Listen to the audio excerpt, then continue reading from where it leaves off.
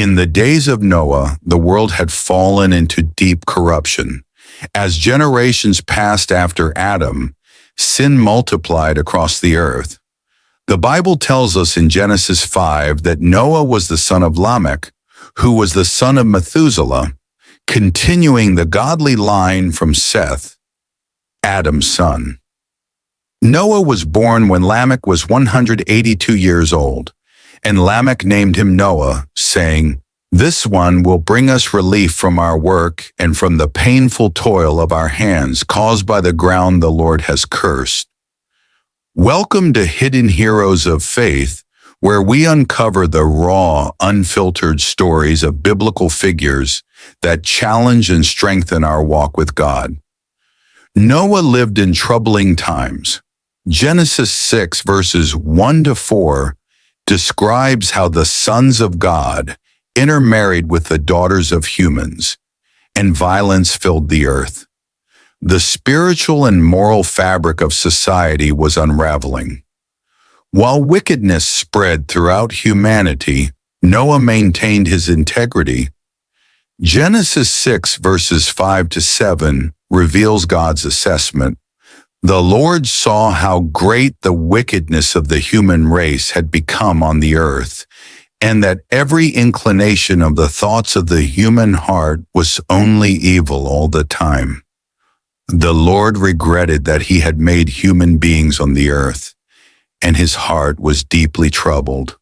So the Lord said, "I will wipe from the face of the earth the human race I have created, and with them the animals, the birds, and the creatures that move along the ground, for I regret that I have made them." Yet amidst this spiritual darkness, Genesis 6 verses 8 to 9 declares, "Noah found favor in the eyes of the Lord. Noah was a righteous man, blameless among the people of his time, and he walked faithfully with God." Unlike his contemporaries, Noah maintained a close relationship with his Creator. He stood as a beacon of righteousness in a world consumed by sin. Noah was 500 years old when he became the father of 3 sons, Shem, Ham, and Japheth. These sons would play a crucial role in God's plan to preserve humanity. When God looked upon the earth and saw the corruption and violence that had overtaken it, he spoke directly to Noah about his judgment. "I am going to put an end to all people, for the earth is filled with violence because of them. I am surely going to destroy both them and the earth." Then came God's instruction to build the ark. "So make yourself an ark of cypress wood. Make rooms in it and coat it with pitch inside and out." The Lord provided specific dimensions: 300 cubits long, 50 cubits wide, and 30 cubits high, approximately 450 feet long, 75 feet wide, and 45 feet high.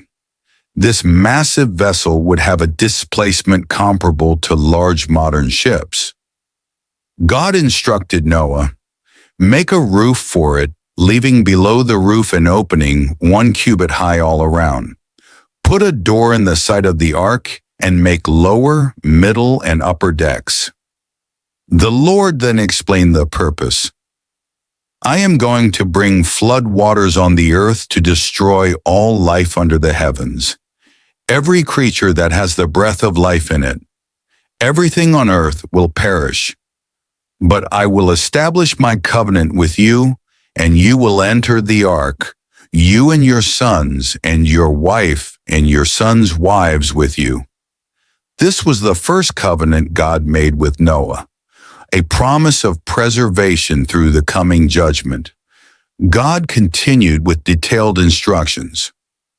"You are to bring into the ark 2 of all living creatures, male and female, to keep them alive with you, 2 of every kind of bird, of every kind of animal, and of every kind of creature that moves along the ground will come to you to be kept alive.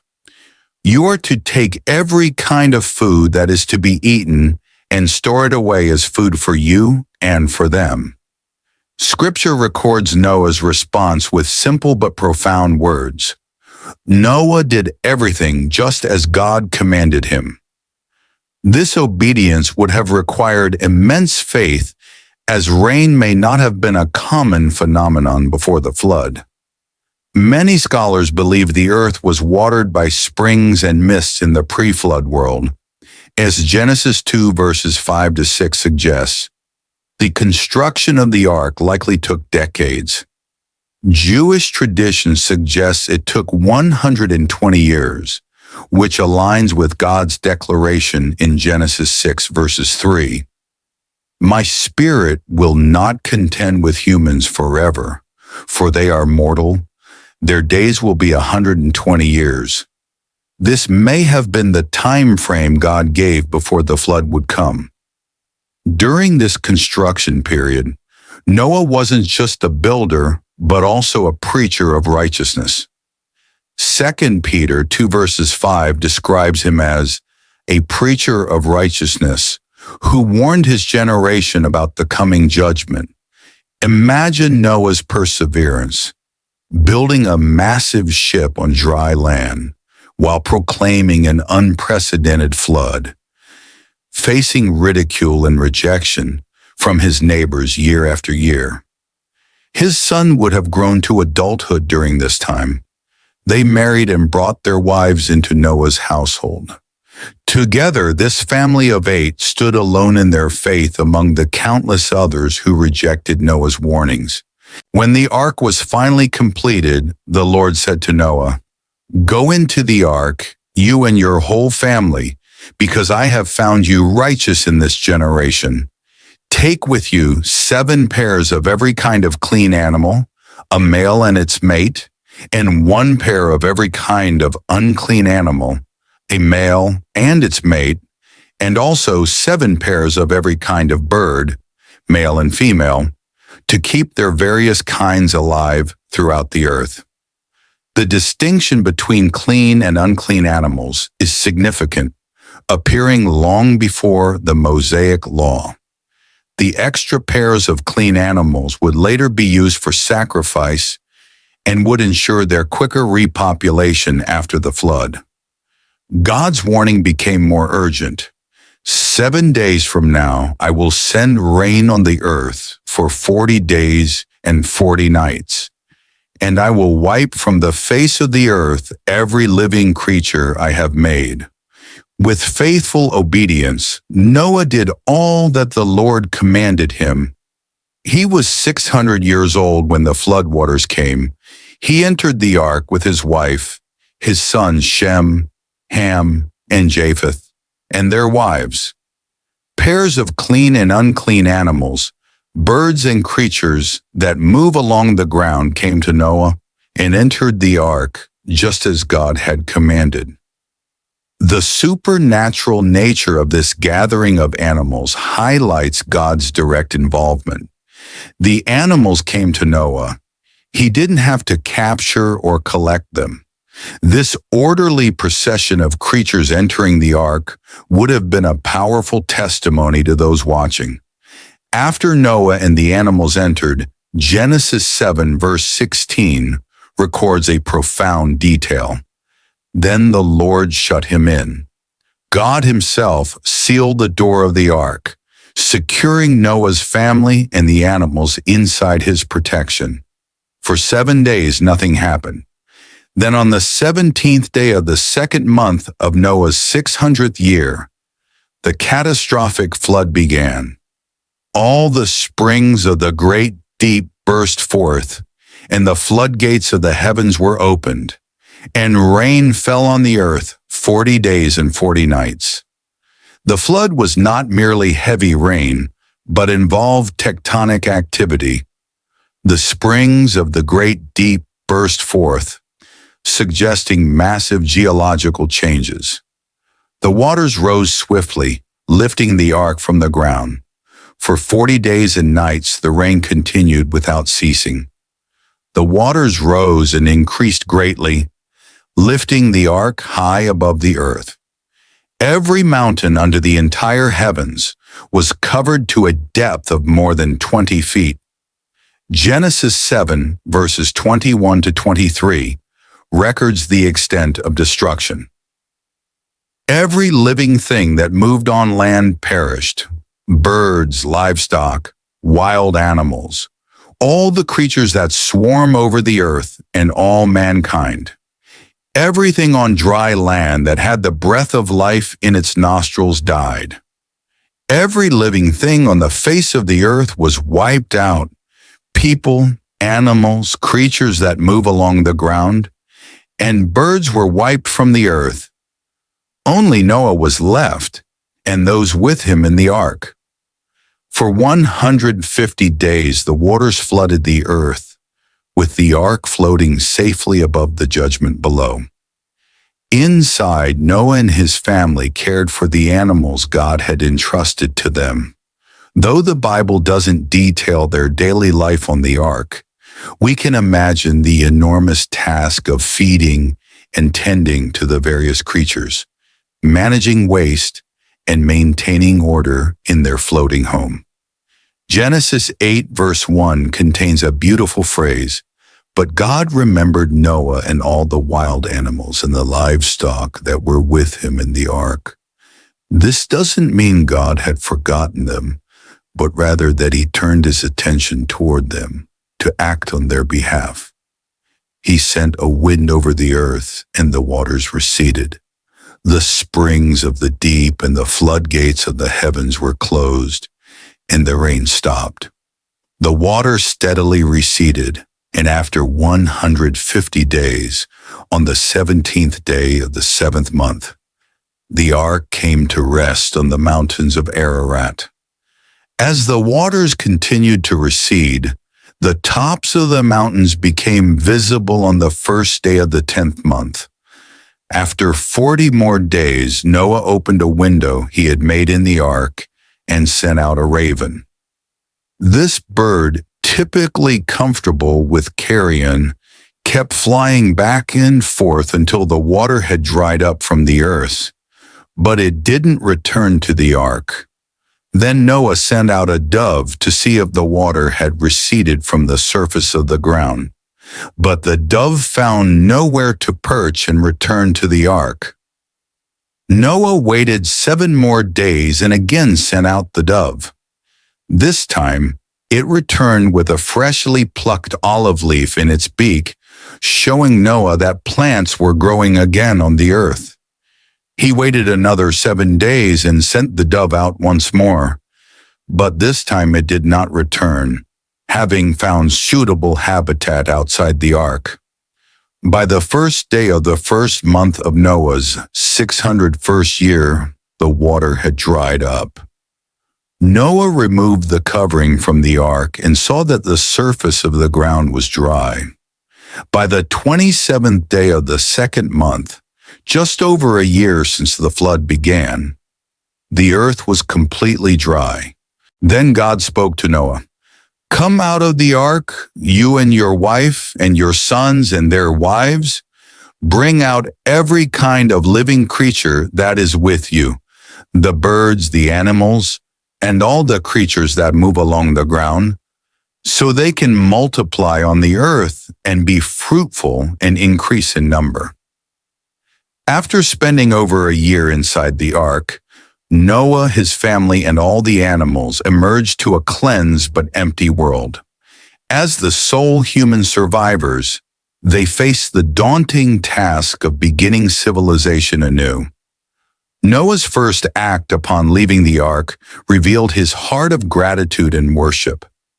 Genesis 8 verse 20 tells us, "Then Noah built an altar to the Lord, and taking some of all the clean animals and clean birds, he sacrificed burnt offerings on it." After being preserved through the greatest catastrophe in human history, Noah's priority was to acknowledge God's mercy and express his thankfulness. The Lord was pleased with Noah's offering.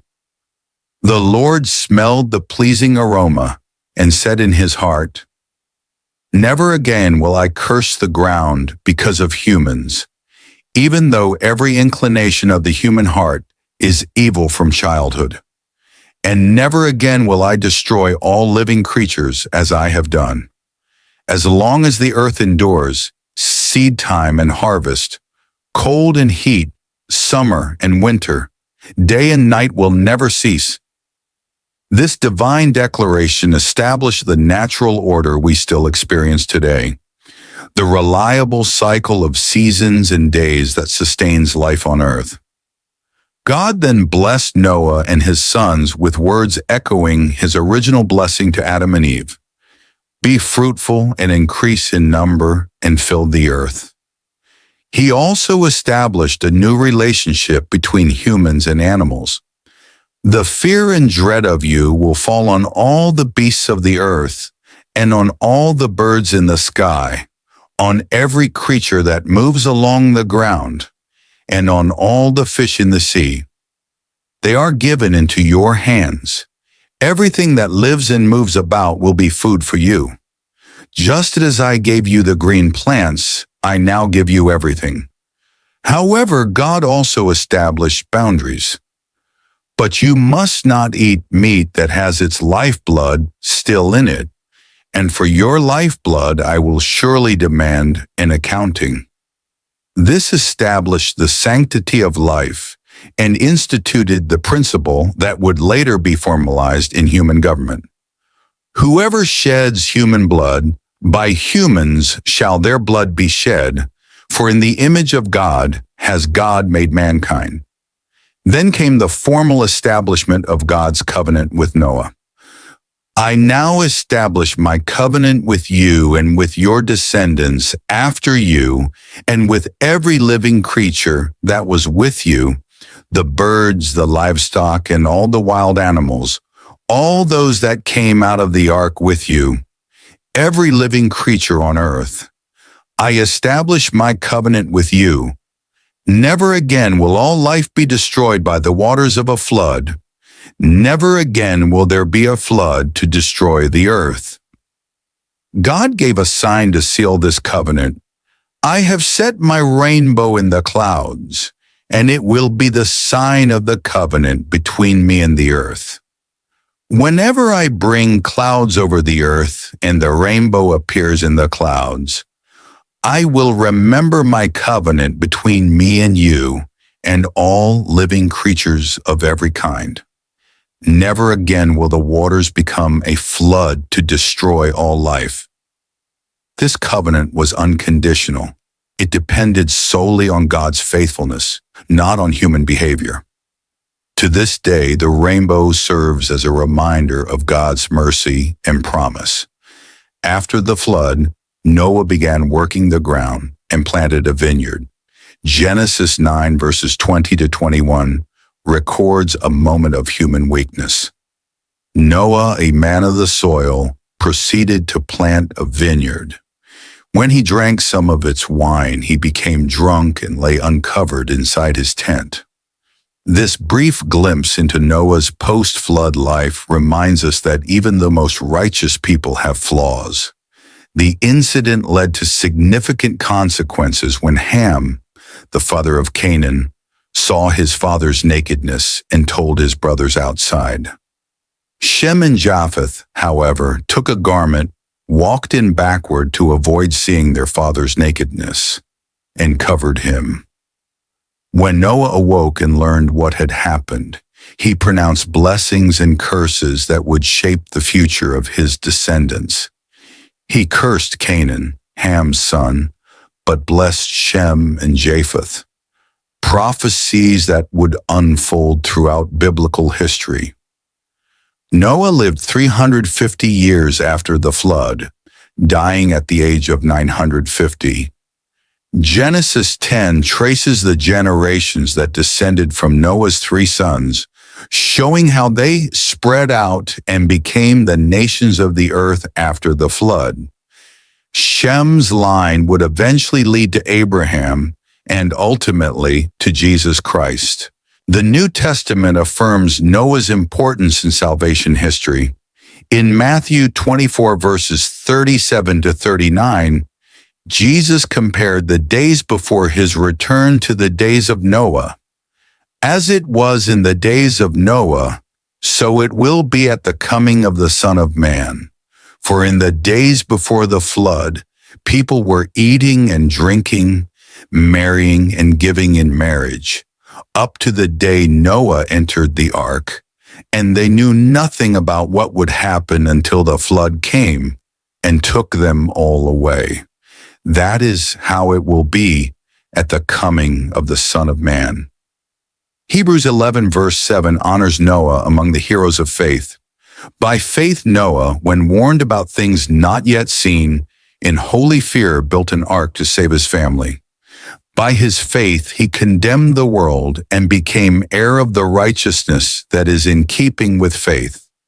And in 2 Peter 2 verse 5, Noah is called a preacher of righteousness, whom God protected when he brought the flood on its ungodly people.